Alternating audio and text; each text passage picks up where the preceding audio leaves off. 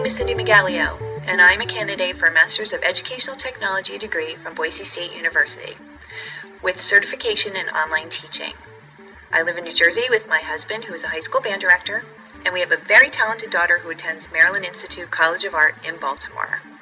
I earned my Bachelor of Science degree in Education from Westchester University in Pennsylvania many years ago. I learned about computers and programs at AT&T and Lucent Technologies. I enjoyed my work and had a knack for using programs and applications on my job. I became a go-to person for creating spreadsheets and reports and presentations. I came to teaching a little late, but by acquiring a background in the business world and blending it with my elementary education background, I found the perfect recipe for my dream job. I am an elementary school technology teacher. My amazing students are first and second graders who are very excited about learning with technology. I consider myself a lifelong learner, and as technology advances rapidly with the introduction of so many new applications and tools, I decided to pursue my master's degree in educational technology. I embarked on a journey of discovery in the spring of 2009 and spread my courses over the past 5 years to help balance my learning with a very busy personal life. Welcome to my grand finale, a video reflection of my journey through the Boise State EdTech program. The purpose of this video is to show how much I've grown through this program and to present examples of my capability to implement effective pedagogy every day that I step into this technology lab. Thank you for watching. This video is a component of my EdTech portfolio. I will reflect upon highlights of my program artifacts in an effort to demonstrate my mastery of the AECT standards. It was not easy to select my favorite artifacts. I really enjoyed all of the courses I was enrolled in, and I'm really proud of the work I produced over these past 5 years. I was able to implement the outcomes of my project as a teacher, whether it was a new tool, application, skill, or a proven theory or practice. After being away from my undergraduate studies for so many years, this whole new world of technology re-energized my passion for learning and teaching. I had much to catch up on, and catch up I did.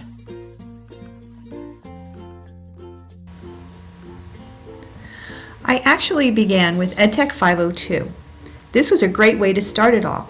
I was pretty nervous about learning about HTML and how to create web pages, but also very excited.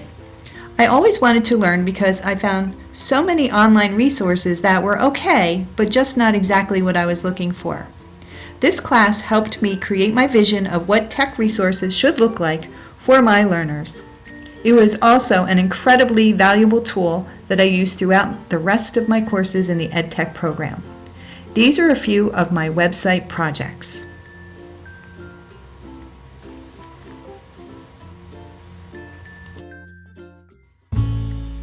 Now I would like to present what I believe is my most meaningful coursework. These artifacts define my learning and professional growth and have ultimately impacted my real-world practice. In EdTech 506, Instructional Message Design, I created the What's in Your Wallet project to support second grade financial literacy. Since my students are beginning readers, this unit relies greatly on effective graphics and visuals to communicate and support new knowledge and skills related to basic financial concepts. I really enjoyed learning to use Adobe Fireworks to create my graphics that made absolute sense for the money unit I designed for second graders.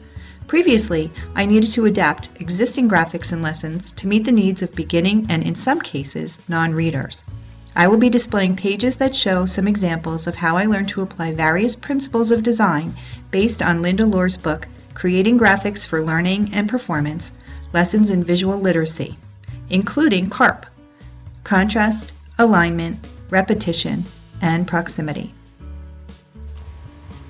On the home page, I used the concept of typography to grab the student's attention immediately, since much of the unit is built around this alternate term for money, dough.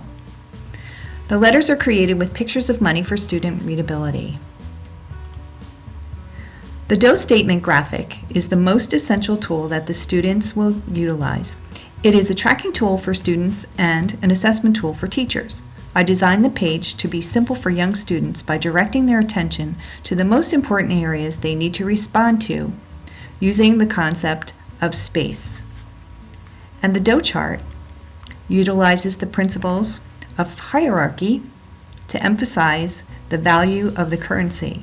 And I provided small chunks of information across the rows to show related details to help the students understand the various values and concepts.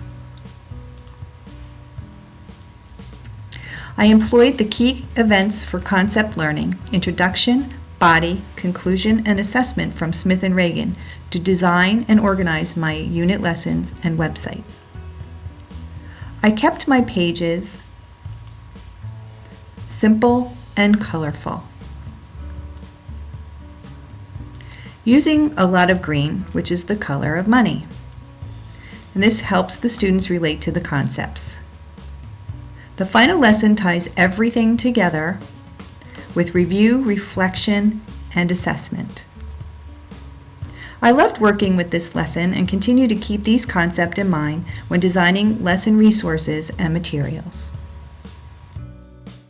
Using Twitter and blogging in 506 also developed my sense of design by sharing what I was learning with my peers. Now we'll take a look at EdTech 503, Instructional Design, specifically at Instructional Design Project Number 2 entitled Second Grade Students Create and Present a Biography Report Using PowerPoint. The overall goal for the course was that we needed to consider and use the systematic process of instructional design to create an instructional product. It was stressed that the end point was not the goal in the Instructional Design Project Number 2, the process was the goal.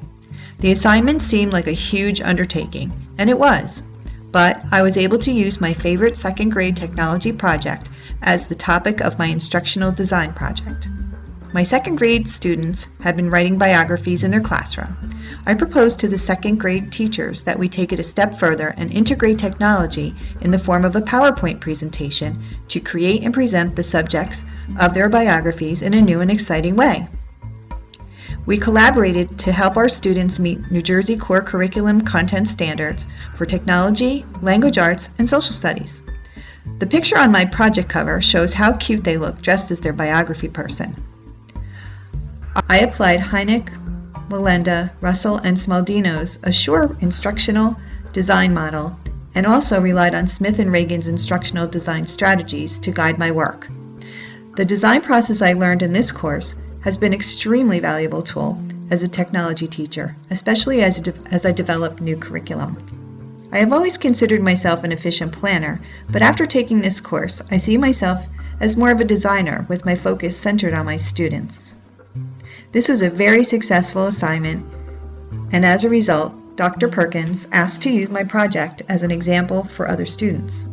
While searching on Google recently, I came across 2 Boise State students who referred to my project as their project template. That's pretty cool. Next, I would like to share my EdTech 521 project, Secret Agent Problem Solvers. This was my asynchronous lesson about learning how to solve word problems. I find that there is a definite need to help young learners utilize a process for solving word problems and then help them learn how to apply these strategies to new situations. I was able to apply learning principles and strategies from many of my previous classes to design a learner-centered lesson to be used in a blended situation. I used audio, video, and graphics to support all types of learners. I used chunking of information and steps to reduce cognitive load as suggested by John Sweller. The lesson is designed to encourage students to demonstrate creativity, critical thinking, collaboration, and problem-solving skills with interactive multimedia learning resources. It was my first opportunity to use Adobe Connect with learners in an online situation, and I learned a great deal about being prepared, thinking on my feet, presenting material while using a script, and operating the technology at the same time. And finally, the importance of having a plan B if something goes wrong during the lesson. In her feedback, Dr. Dove wrote that I should be very proud of this project and said it was one of the best she's seen. Here's a quick look at the project. We start by giving them their mission with goals and objectives. We provided documents for strategies, tracking, and working out problems. After presenting a group word problem example, we shared the answer and strategies. So we would just click through and go through the steps to review with the students. Then we reviewed possible clues with Agent P. Finally, we sent them off onto their online challenge. Here is an example of a challenge word problem. Quinn saw a flock of birds sitting on a fence. When his dog barked, 6 flew away, leaving 5 on the fence. How many birds were there to begin with? Finally, we reviewed the next procedures and expectations at the end of the learning time, and we were ready to sign off. This lesson presents a lifelong skill that develops over time, but this is a great way to start. Here's a quick look at my EdTech 512 project, Intro to Financial Literacy, which exemplifies my ability to design a course by implementing appropriate instructional materials and strategies in an authentic learning situation. This course was designed as a blended 2.5 credit class option for high school students to satisfy their financial literacy requirement for graduation. This project gave me the valuable opportunity to design and implement a full course from initial planning to final evaluation. Finally, I'd like to present my EdTech 523 Advanced Online Teaching Project, Budget or Fudget. For my last course, I created a learning website with related online resources for a blended unit on budgeting for 7th graders. The teacher of this unit was actually piloting it while I was taking EdTech 523. The good news is that she will continue utilizing this unit as the key element of her budget curriculum. The unit resources and activities are used to illustrate the importance of creating a budget. The 7th graders use their prior knowledge and experience as well as new resources to access tools and develop a process for creating an age-appropriate budget plan for their lives. My development of appropriate instructional resources and strategies for this project gave students an authentic learning experience related to financial literacy. The learning activities and resources residing on the site are interactive, and the students took advantage of Google Docs for collaboration, sharing, and submitting assignments. I also set up the Edmodo learning management system for this blended unit, and the teacher took advantage of the Edmodo features to create a learning community. Reflection through discussion and blogging played an instrumental role in deepening the students' understanding. Having this unit run while I was designing and creating it really kept me on my toes. It was an extremely valuable experience to see my work in action and contributed to my growth as an instructional designer of online learning and educational technologist.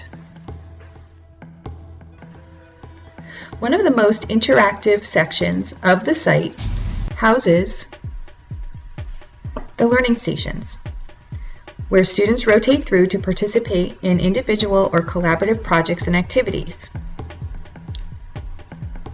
And another key section of the site is the resource section, which is set up to manage instructional resources, materials, and information for the students.